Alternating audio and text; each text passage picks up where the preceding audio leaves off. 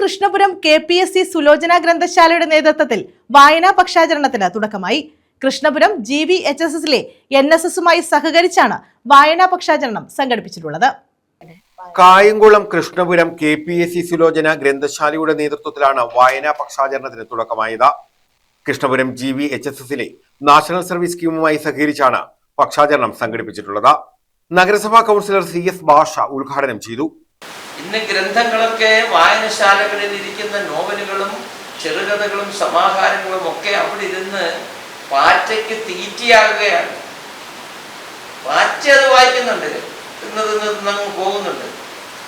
പക്ഷേ അമൂല്യമായ എത്രയോ ഗ്രന്ഥങ്ങളാണ് ആ ശേഖരങ്ങളിൽ ഇരിക്കുന്നത്. ആ ശേഖരങ്ങളൊക്കെ നമുക്കൊന്നും വായിക്കാൻ കഴിയുന്നില്ല. നമ്മളൊക്കെ ജനിച്ചു വീണപ്പോൾ തന്നെ നമുക്ക് ഒരു സമുദായത്തിലാണ് ജനിച്ചത്. ഗ്രന്ഥശാല പ്രസിഡന്റ് P കലേശൻ അധ്യക്ഷത വഹിച്ചു. ഗ്രന്ഥശാല സെക്രട്ടറി K ഹരികുമാർ സ്വാഗതം പറഞ്ഞു. സാഹിത്യകാരൻ പുതുപ്പള്ളി സെയ്ത വായനാ പക്ഷാചരണ സന്ദേശം നൽകി. Karthikappally taluk library council vice president KK Anilkumar, PN Panicker അനുസ്മരണം നിർവഹിച്ചു. GVHSS പ്രിൻസിപ്പൽ വിനോദ് കുമാർ മുഖ്യപ്രഭാഷണം നടത്തി. N Mohanan, Shaila R, Binu Ashoka, ഷിജമോൾ K, Smitha VS എന്നിവർ പങ്കെടുത്തു.